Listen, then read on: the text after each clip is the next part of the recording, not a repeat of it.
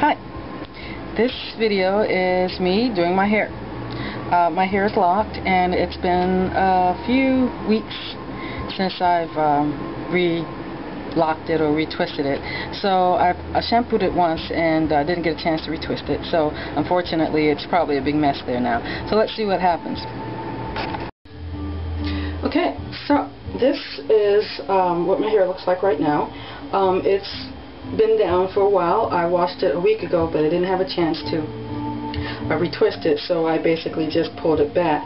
And right now it looks like it's all fused together, but it isn't actually, because I separated it last time I shampooed it.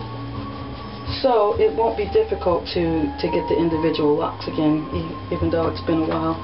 So like it looks all together, but I can easily. They're all actually separated. It's just that they're combed together. So what I'm going to do today is to, so you can see I can easily just pull it all apart. But it is in need of some twists. So I'm going to give it a quick rinse and then start two-strand twisting it, which is how I lock it. I basically just take the two of them together and see, they're already separated, so I don't really have to do anything. And just basically two-strand twist them. But I don't want to do it dry. So I'm going to go ahead and put a little moisture in it and start twisting it. And we're back. Alright, so I'm only doing this in parts, so I've only watched one quadrant because I might have to meet someone shortly, so I figured I'd just do a part, and since I wear a scarf, they won't know the difference, but it'll be progress. I just washed it with my favorite shampoo, which I use as a body wash. It's really nice stuff. Makes a great body wash, and mixed in with a little bit of baking soda to get all the icky bits out. It really makes a big difference, and when you add a little baking soda to your shampoo, it kind of gives it a boost, kind of like adding a laundry booster to your laundry. The alkaline helps the soap product to work better. After which I rinsed it a couple of times, and a final rinse with about a tablespoon of vinegar. I like to use a pitcher when washing my hair when I'm not in the shower, so I add water to the pitcher in which I dissolve the baking soda in the shampoo, so as I pour it through my hair I don't have any concentration of soap in any one spot. I don't have like a lot of soap here and then it doesn't spread. As I pour the water through my hair, the soap and the water runs from my scalp through the tips, so I get clean all along the way. And the same when I rinse, it just rinses all the way through. And with the vinegar, it helps to get all of the soap residue out. It neutralizes the alkalinity of the soap, allowing it to basically turn to salt and water, which rinses out, and you have squeaky clean hair. So I am going to start two-strand twisting this, because my roots have grown out a little bit too much now. They're still separate because I separated them before I washed my hair, because I figured it's going to be an awful mess afterward.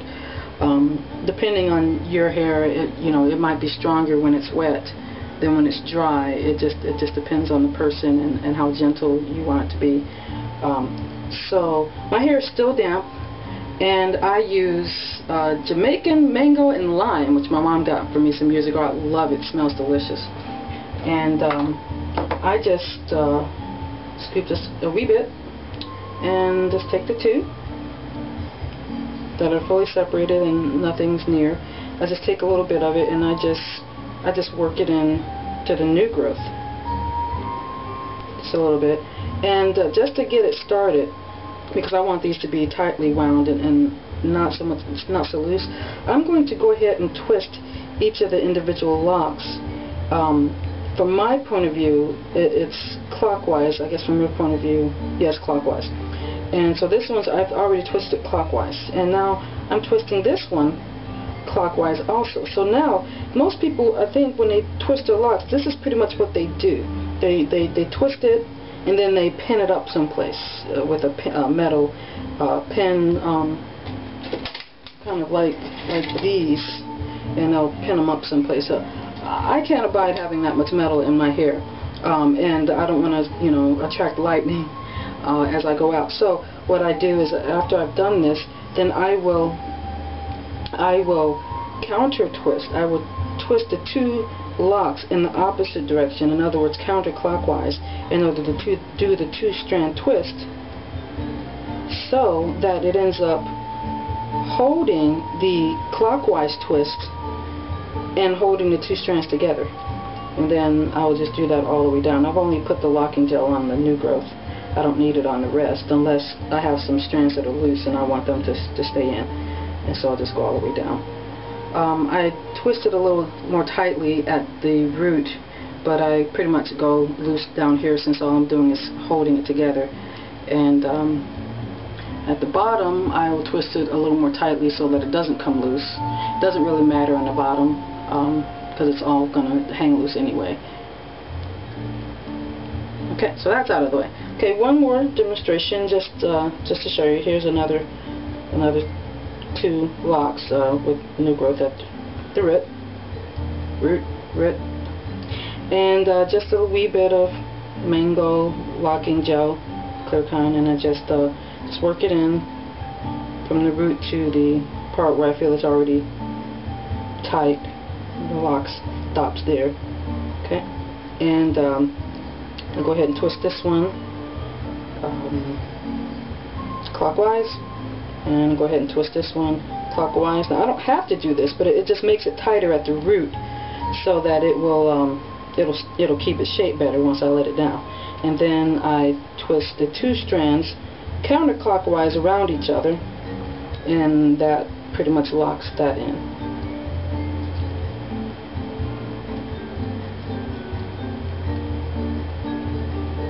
This can get tedious, so it's nice to do it in front of a television show, a YouTube video, or a radio listening show or something like that. Otherwise you can just lose your mind. Just sitting here staring at yourself twisting.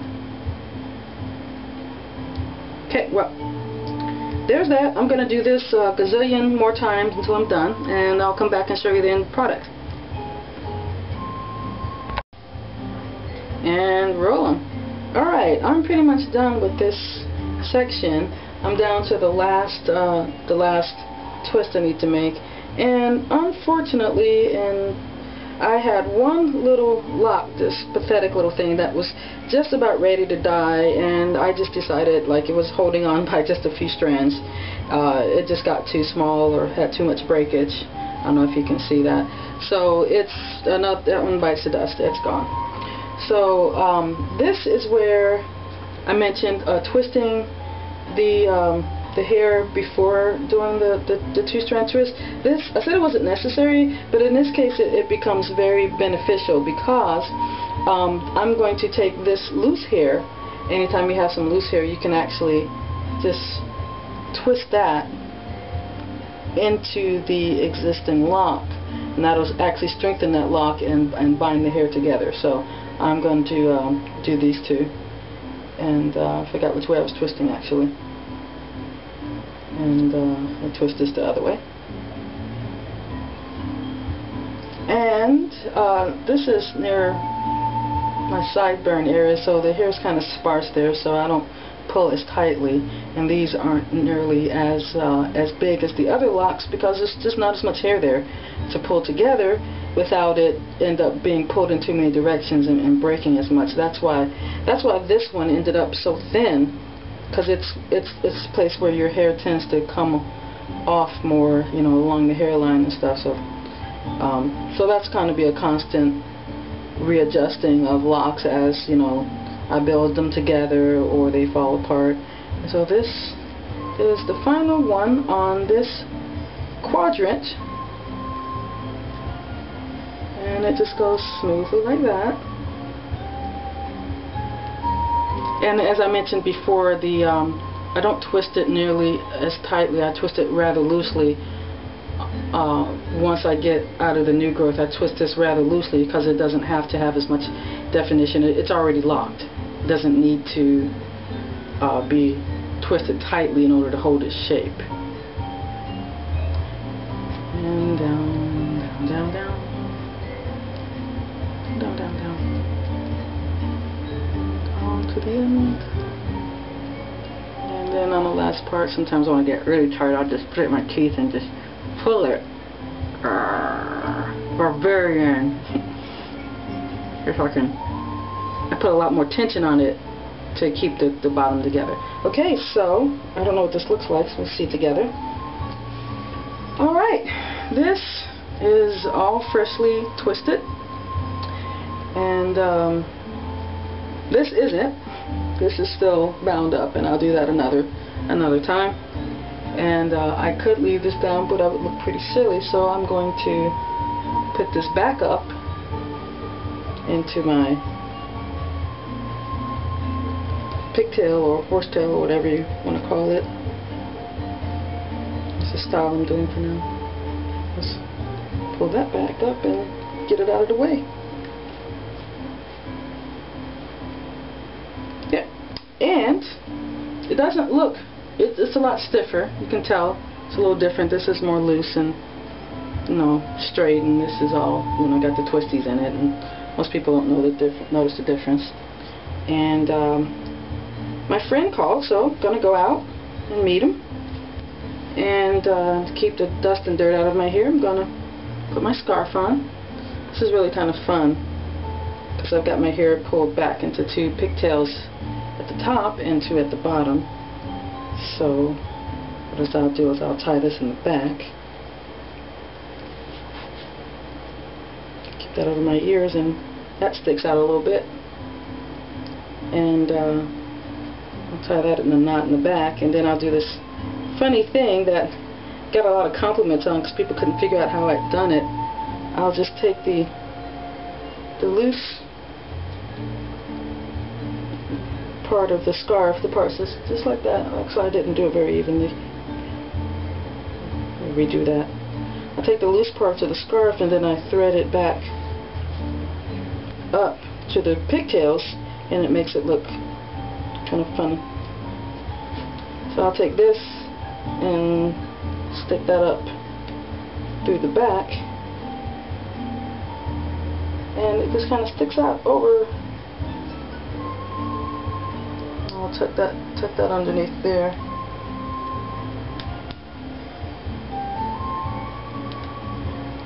And I'll pull the other one up and pull that through the, that's a little bit longer, and then I'll just pull that down and tuck that behind. And you got this little, I don't know what this is, but it looks like the hair is growing out of a little tube of colorful fabric. And people will say, how do you do that? Well, that's how I do it. I just tied it in the back. And since I've got 4 ponytails, I can actually push this back if I want, or I can pull these forward, or I can pull them all forward, or I can put one back, whatever. Anyway, that was fun. Thanks for sharing with me, and have fun doing your hair.